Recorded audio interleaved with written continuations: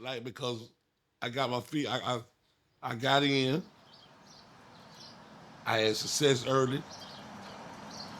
I took the ultimately I jumped way out there. Like okay, I'm ready for the big leagues. So I went at that, and when I jumped out there, I really like. Even I knew going in that it was gonna be a lot of work. Like I wasn't ready for the 7 days a week, every day. Some months breaking even. Yeah. You know what I mean? Everybody getting paid, but you. I Yeah. wasn't ready for that part of it.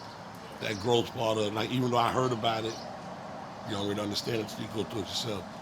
So going through that part now is like, okay, now and I'm down back, and now I'm going into it with that knowledge, Yeah. understanding what my happy medium is, and I think I'm finding that now with the spot I'm going to now. Okay. Yeah, you Gotcha. know what I'm saying. So So you saying like once you went to like the bigger spot, like in Sayville, you saying that's when it really hit yeah, you. I feel like that could be a successful that could be successful in that area, Mm. but I feel like that spot in particular wasn't worth the money that was like that they was at. That, yeah, it was overpriced with it being up in a corner. No, like no nothing to push it. They and you bury them between Publix and Staples, and you come up in a corner, and they want to charge you like you out on Front Street. Like they want to charge you because they're gonna use Publix and Publix and Staples bringing all these people in, and but they come to Publix and Staples, Yeah, they're not coming necessarily to walk around and right, see what else is around. and they're not doing anything to like make the plaza appealing to make people wanna stay out there, hang out there. You know what I mean? They Yeah. don't they ain't doing none of that kind of work.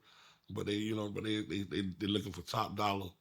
They want top dollar for the space, which is why the space was empty for 8 years before I got into it.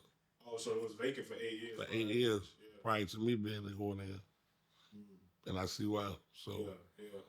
so Only being one of the first black business owners in that plaza, how did they treat you? If you don't mind me asking. I can say they. I mean, of course, I think they could have did more, but I don't think it's color why they did it. I don't think because I'm black. I think they just treat everybody the same, pretty much. They bought their dollar. They bought the dollar, and So they only see green, basically, is that's what it. you're saying. That's it. It don't matter what you do or who you are. Like, yeah, it's just about that money. Cause everybody's like, give my money, my money, my money, my money, my money, like that. So it's that type of thing.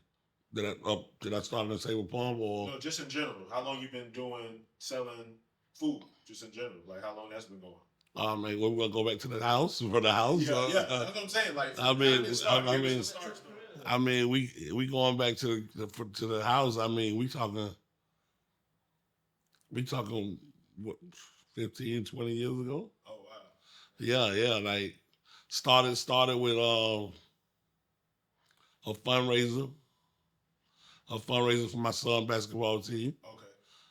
and the fundraisers did pretty good, But I was cooking real like for the fellas on the weekend football. We used to hang out, play poker, Yeah. hang out on the porch. So I was getting my little skills up that way, Yeah. at the crib. Always inviting always a lot of people to the house, and then like I say, trying to do a fundraiser for my son basketball team. We did it, sold out pretty fast. So I was like, well, damn, it was time for school to almost start. So I was like, let me try this again to make some extra school clothes, money for school clothes. Yeah. Cause me and my wife, we were just working, working family, 4 kids.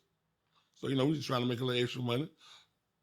Did it and it did well. Oh wow. Like we sold out quick, and it's like it's been kind of it was a once a week thing, and twice a week, and then of course got to the point where people won't allow you to keep getting that they get it from the house, so they call the people on us. So we had to step up, Mm. get licensed, which led us to eventually led us. We went out on the corner to the church, the corner on 13th, which led us to the store on 25th and D. Yeah. What was it? So that was our first time being legit inside a building. So when we got there, we was there for 2 years, and like we ran it up. We ran it up at the store, and that was a good time. But everything reaches, you know, it, its point. So once it got to that point, it was time to go to the next step, which is us going to Save a Palm. Right. And but I really believe that I skipped a step. I should have went food truck, then building. But I felt like the end goal is always the building to get the build. So I felt like why even entertain the food truck? But I would have had so much more comfort with the food truck because I could have really I would have had no like I could have only moved when I wanted to. The entire hood though, they like real deal believe in you, so I get why you skip the food truck. Everybody just like, Right. like we going to the Stoney's over there. I remember going to D. Like I gotta get some Stoney's, and then like you went and got the spot. Then the whole hood like, oh, we gotta go get some Stoney's. Like so, it's not wrong for skipping the food truck in my eyes, but I feel like you did so much that you earned the spot to skip the food truck. If that makes sense. Right, right. And I felt like that more like my confidence had me feeling like I could, and I did. Yeah, Not, and like I'm saying, like we talking about, it ain't like I went and just flopped. I mean, we talking almost 3 years over here. We talking about almost 3 years in Sable Palm. So, and we could still be there, actually. But I would rather reset and start over. You know what I mean? I think it was best for me. So, I like because that is for somebody, just not for me. If I was a younger man, I would still be right in Sable Palm Plaza, but I'm getting older. So it's like, man, I'm like my time is more. I want to free my time up. I want to be more in control of my time. I don't want to work 7 days a week. I want to have more of a system where I can work and work when I really want to. Like I work, but not all the time. Now going back a little bit, you was working full time and doing like the food in front of the house. Right, right. I worked at Walmart Okay. distribution center for 13 years. Okay, and at what point did you like feel? I mean, maybe it wasn't even comfortable, but when did you was like, man, I'm gonna go all in? Yeah, yeah. That was in what was that? 16, 17. It was really like Walmart. Like Walmart, they almost started trying to like make me like either Walmart or the food because like I would take off on Fridays and I would cook and sell dinners and then I would deliver to West out of Walmart. So they was like in the beginning they was cool. They was cool with it when I was it was 6, 7, maybe 8 dinners. But then when on Friday started get to like 20 and 30, 20 and 30 dinners now. Now they saying, hold on, it's a conflict of interest. But I'm like, well, how's a conflict of interest when shit Domino's deliver out here? Everybody else deliver out here. Like, what do you mean? So now what it is, it's the cafeteria, which they got in complaining that we heard their best day, which is Friday. So now Walmart, they trying to give me a hard time about taking Friday off, but they had a super lenient attendance policy. Yeah. So what I did, I like, okay, I can schedule off, I can use my time to schedule off Friday. So I scheduled off every Friday that was available for the next 6 months. All right, I want every Friday that I can stretch the time out. And then those Fridays that somebody had it already, the couple Fridays, what I'll do, I take the hit and I tell them no, I'm gonna call in that Friday. Yeah. And just take the hit, and they didn't like that. So what they did, they started coming at me in different ways, and they tried to come at me with the drug test. But I'm telling you, like I took random. They say it's random, but I took maybe 8, 9 drug tests while I was at Walmart. For the whole 13 years. Yeah, but they ain't start random until like After you start doing your thing. like the middle, like once we was there, like maybe half the time I was there. Yeah. They definitely start random. So I used to always get called with the random and always pass the drug test. And then this time they say, oh, you didn't fail the drug test. You didn't fail it, but they said it was inconclusive or something. So they was like, okay, do it again. So I'm like, all right, cool. But now they want they want somebody to watch me. And I'm like, hold it, I'm like, damn, I ain't committing no crime. Like, this is a fucking job. Like, right, this ain't no probation on that. I'm like, no, I ain't doing that. So then it came down to that. So they made it like it was about that. So I was like, listen, what we doing now? Because I got to go pick my kids up. What we gonna do? You know, they tried to make it like, so I just walked out and that was that. I gave them their bags that same day, shook their hand and I walked out. And there it was like I'm done with it. And you went all in. Yeah. From then on, it just became a numbers game. Yeah. This is what I need to make. This is what I need to come. This is what they was paying me every 2 weeks. This is what to pay my bills. Shit, when I realized that, like, all I was bringing home, I was making maybe in 2 weeks, making about 13, 1400, like out there. Yeah. Hell, by the time I get taxes and insurance and all that come out, I'm bringing home $700, $800. Shit, I was making that in a day, selling the food, selling the plates. Yeah. But making it was over. It wasn't making no sense no more. Like damn, I'm like I've been bumping my head this whole time. Yeah. So I ate like that for a while. But that's the fun part of it. That's when it's just all your money. Like That's that coming good. in. That's that good grind part of it. That's that part where you can really fatten up. Yeah. And then it prepare you for the next step, you know. So I respect that in-house hustle. I respect that. Like these people that cook at home. I support those. I like to kind of eat from them places. Like people that cook at home, them girls and guys that cook at home. I support that because I understand that. And and in this business, this is when they gonna eat the best. That's when they gonna eat the most. Because once they step up and get overhead, then it changes a little bit. It gets tougher, but it's worth it. And then obviously you going through it, in real time, but for the people that's looking for the jump, some people ain't made it to the store on D where they, maybe paying a little overhead to the store owner. What's your advice for the people going from house to maybe to the corner, then to the store? Like, what's your advice for them? Make sure and take something that's gonna leave you room for error. Don't go get don't go make okay. Say for instance, when you go out and you selling, you making $1,000 every time you go out. Don't go get something that's gonna cost you $1,000 to maintain. Just to like you when you calculating, it's gonna cost you pretty much all that, and you just going on a hope that you gonna grow and expand. No, make sure that you got yourself under. So if you make $1,000 going out 4 times a week, that means you bringing in about $4,000. Make sure you get something that your bills maybe 2,000, 25 at the most, where you got room for error. You know what I'm saying? Every month may not be right, and then then you give it time to grow, because then if you got them at 25, now you make it 6 and 7 a week. Your bills low. Now you're running it up.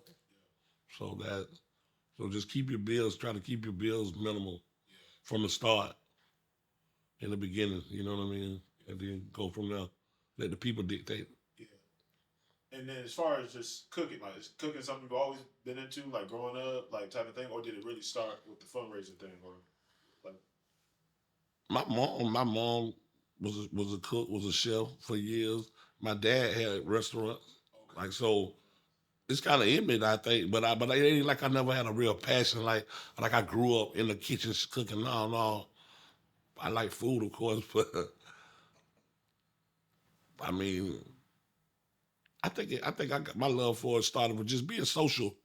I'm a social person. I like to hang out with my friends. I grew up that way. Video games, having people over, fixing food. Like food is a happy place for people, man. I like to have fun, and I've always been that way since I was a kid. So I think the food just add to the party.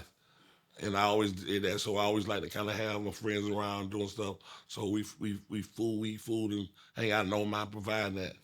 And it just turned into something that I guess. Actually, as good as hit, cause And when I felt like it was decent, and people really told me that, my friends and everybody told me like, man, it's really good. Like it ain't not just because it's free, because when you hanging out with your friends drinking, everything tastes good when it's free. You know what I'm saying? You buy, you look it up, and it's free, and everything's good. But when they say like no, and then they really come and support it and buy it, yeah, it's always a way to maybe this is it. And then as far as you have your family, you have your kids, is there any sort of, you try to bring them into the business and show them sort of like how to carry it on, like talk about that a little bit? Yeah. Once again, trying to skip the line. Okay, I got you. trying to skip the line. You know, my kids not really being involved in the real work world to understand what it's like to really work for other people. Yeah. Like working for us is their first job. No respect. They No don't respect. understand. Man, this is my mom and my dad. Yeah. It's my mom and my dad. I can complain about everything just like I do at home. Unlike on a job, like, hey, if them people tell you something and you don't like it, you ain't gonna show them that you don't like it in their face. You're gonna suck it up in their face, walk off, and then you're gonna complain to yourself over there. Treat me with that same respect. But can't get it from your children. Yeah, no, I can't get it from your kids. So we skip the line with that, trying to skip the line with that. They didn't appreciate it. You know, they understand, but they didn't appreciate it. So now it's like in reverse. Like, so now they working, got their own jobs. Yeah. And so on. So we about to open back up again next month. I mean, I think they'll stick their head in there and get a day or two, but they'll respect it a little bit more later. Okay. Yeah. And I mean, have you said when the new spot is going to be, or is it, you guys Well, announced it yet? I'm announcing now. Oh, okay. 25th Avenue I, man. We're gonna set up right there on the corner of 25th Avenue I, 912 North 25th Street. Yeah, Okay. Beautiful. Fort Pierce. Yeah, we'll be there hopefully in the first week in September. Being from Sunland, man, I just want to tell you, appreciate you, the Sunland News for sure. We want to be, literally, we want to be the first people to interview you because, like, we real deal, like, hold the hood, like, we hold them in a higher ground, bro. So, like, real deal appreciate you coming through for real. No doubt, man. I appreciate y'all for having me, man. Yeah, for sure. We look forward to keep doing it. I mean, this is, we can talk about more off camera, whatever, but definitely want to, whatever I can do, you know what I'm saying? Pictures, videos, I'm here to support. So Right. just let me know when to show up, where to be, you know what I'm saying? All right. We'll I'll be definitely. right there. Mo, you had any more? Are you good? Man, I just want to tell Stone, bro, I appreciate you, bro. Like, for real, bro. Like, I real deal called you, I said, hey, Stone, man, I got the idea for you. I want you to be the first person, because I already know, like, everybody looking for you. My brother trying to, you feel me? Like, we going to do this for the hood, and this would be a great collaboration, bro.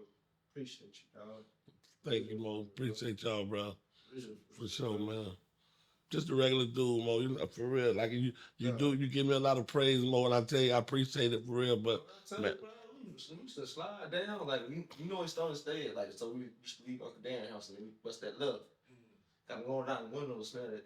The ribs, man, you feel no, I fuck with it, Mo, for real, and I do, man. But man, I'm just a regular nigga, man, just a regular dude, man, just like everybody else. Like love people, man, love to be around people, love to have fun. This is one of the only reasons I wear headbands. This nigga and Michael Jordan. See, yeah. See, Mo, see the thing about them headbands go back 25 years. This ain't nothing new. This 25 years and it's some better, baby. And see, niggas ain't understand. Niggas think like that nigga be wearing. A girl say she was like, she see me one day and I ain't had no. She say, "Oh, you do have a hairline?" I said, "What the hell you mean?" She talking about, "Oh, I thought you wear that headband because your hair was faded." Like hell no, I got a full hairline. I ain't no broad. Nigga. I wear this headband because I sweat a lot, nigga. That's what it is. I sweat a lot. Yeah, so the kids sweat. That's what it do. Fat nigga shit. Fat nigga problems. Yeah, fat nigga problems. Appreciate you, man. Appreciate y'all, bro. Man, anytime. Appreciate you. That was easy, right? It was quick.